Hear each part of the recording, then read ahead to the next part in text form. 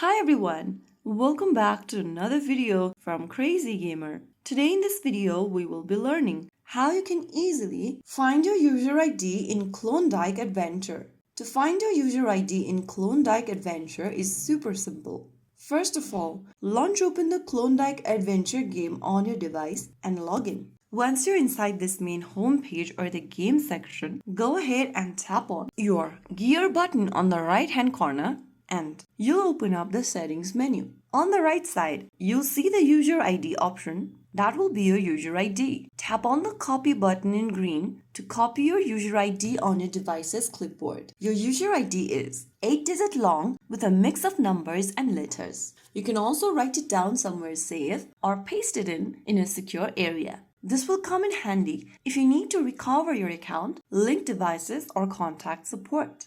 Now you know your user ID in Klondike Adventure. Now you can keep your account safe and organized. So that's how it's super easily done. If you found the video helpful, don't forget to like, share, and subscribe to our channel. I will see you again in the next video. Thank you for watching.